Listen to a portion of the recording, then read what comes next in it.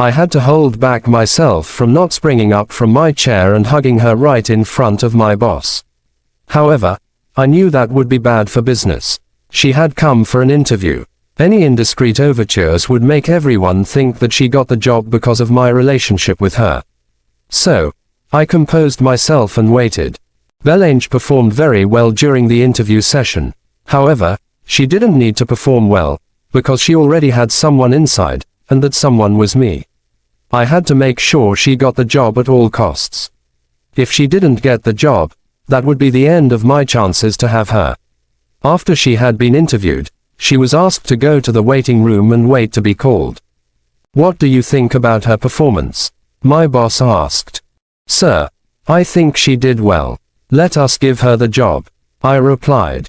"Are you sure?" "Yes, sir." "All right, if you say so. We will employ her tomorrow and I will put her under your tutelage. You are going to be her coach." "Yes, sir." "Can I get the secretary to call her back inside?" "Yes, you may do that." A few minutes later, Bellange walked into the boardroom again. She looked very apprehensive and uncertain. This time, everyone had gone. I was the only one left. I decided that I was going to be as official and formal as possible. "Would you please have a seat, Miss Bellange?" "Yes, sir. Thank you, sir," she said, sitting down on one of the soft boardroom chairs. "Calm down and relax. You have been hired. Congratulations and welcome to Real Motors Inc. For real. Oh my God, I am so happy. Thank you, sir. Thank you so very much. May God bless you always." She was very happy and excited. "May God bless you, too. You begin work tomorrow, so you can go home now and prepare. Remember to pass by the secretary's office and collect your appointment letter." "Thank you so much, sir. But this calls for celebration. Remember we plan to meet later today. Is the plan still in place?" she asked. "Definitely, Bellange. I will come and pick you up at 6 p.m. "Okay, Mark Roy. I mean, sir," she laughed. When she had gone, and I was back to my own office, Kathy came in to see me. She was all smiles when she walked into my office. "What did I just see today?" she asked. "What are you talking about?" I asked, feigning ignorance. "Was it not Bellange I just saw here? Can you imagine? It was her, of course." "Wow, you haven't even told me how your meeting went." "Well, it went well. We have to see again today, but it has become more complicated now." "How do you mean?" "She will begin working with us tomorrow," I told her. "What? That is good news. From the way things are going, it would seem you both were meant to be together." "You may say that, Kathy. However, I really do hope that I am making the right decision. I hope things work out well. I don't know why, but I am a bit apprehensive." "It's all right, Mark Roy. Everything will be fine, trust me." That evening, after work, I called Bellange and asked her if she was ready to hang out with me. She said she was ready, and she was waiting for me. I drove to her house and together, we went to Paraso Club to have a good time. The club was beautifully lit with various types of lights. The lights reflected on her shiny dress, producing 1,000 different optical fragments. We got a table and sat down. Soon, a waitress showed up and asked us what we were going to take. "A bottle of chill. I don't know what the lady wants." "What would you take?" I asked Bellange. "Let her get me a cold bottle of Smirnoff Ice. The type with pineapple flavor." "You heard the lady," I shouted over the noise of the club. "Yes, I did, sir. Please, may I have the money? How much would it cost me?" "Just 2,000, sir." A few minutes later, she returned with our drinks, and we started drinking immediately. Soon, the DJ played a good number, and she stood up and started dancing. She danced so good that I decided to join her. When the music stopped, we sat down again and continued drinking. After about 2 hours, she proposed that we go to another place. "Why?" I asked. "I am tired of dancing. I want us to go to somewhere quiet where we could have a good and deep conversation." She replied. "All right, in that case, I know just the place. Let's go to Crispo Bar," I proposed. "Are you sure it is a nice place?" "Yes, very cool. You will love it, let's go. We left the club, got into the car and drove to Crispo Bar. Crispo was my friend, and he was very happy to see me. Boss, welcome, he spoke with a smile. Is that madam? Yes, she is. Wow, she is beautiful. Welcome, madam, what may I get for you guys? 2 bottles of Smirnoff Ice, pineapple flavored. Crispo brought the drinks, uncorked them for us, and left us to ourselves. Bellange looked around the place and spoke. It is beautiful. Yes, it is. That is why I chose it. Alright, so, let's talk. Tomorrow, you officially become my boss. What are the rules of your company about dating between colleagues? Sheeb asked. Well, the rules are simple. Dating amongst colleagues is allowed. But there is a condition. Which is, no one is allowed to date a married colleague. If you are caught doing that, you get fired instantly. Wow, that is a good one. Anyway, that puts us in the clear because none of us is married, right? She asked. Yes, we continued drinking slowly, but I noticed that she was looking at me intently. I want to thank you for giving me the job. What makes you think so? I asked. I know you did. You are a good man. I can feel it. If you say so, all I want you to do is to make sure that you do not disappoint me. Do your very best, work to the best of your ability and make me proud. Can you do that? Yes, Mark Roy, I can. Have no fear because I won't disappoint you. 3 hours later, we decided it was time to go home. I drove her to her house and waited for her to get into the house before leaving, but she didn't want it that way.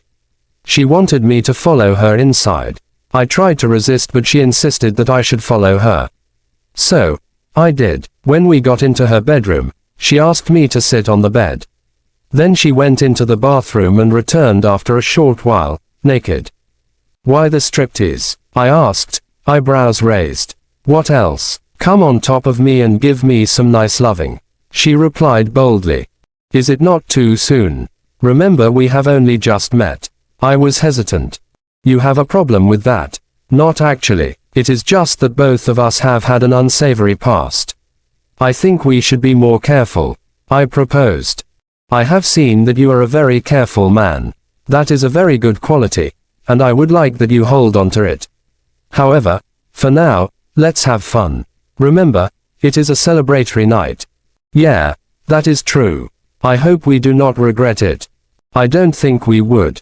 As she spoke, she came close to the bed where I was sitting and undid my zipper and pulled my trousers to my feet. I was left now with just a pair of boxers and my underpants. She removed that too, and I became naked from my waist downward. However, I still had my shirt on. She was surprised at how hard my LGA was when she removed my pants. Wow, I thought you said you were not ready. She gasped in awe. Yes, but it seems your equipment is ready. That man has a will of his own. I laughed. She was about to climb on me when I stopped her. Do you have a condom at home? I asked. Why, are you suspecting me? No, I am not, but as they say, it is better to be safe than sorry. I don't like condoms, she complained, and I don't like it raw with someone whose status I don't know. I was upfront with her.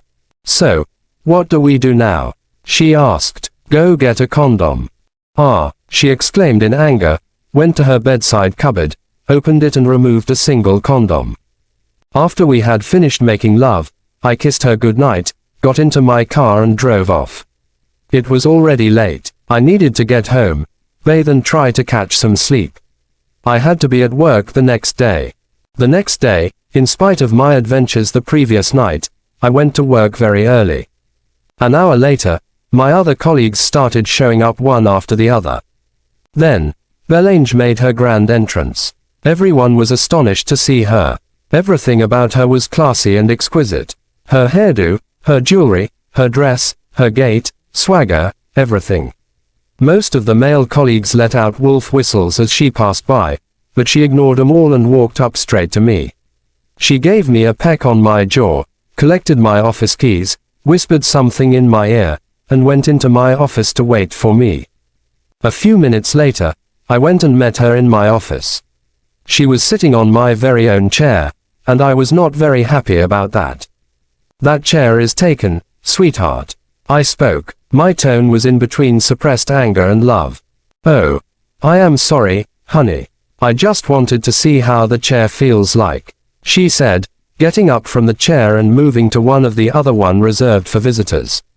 That is all right, but what is the meaning of that open display of affection you made just minutes ago? What are you talking about? Am I not free to peck my man in the morning when I feel like it? She was beginning to be irritated. No, that is not what I mean.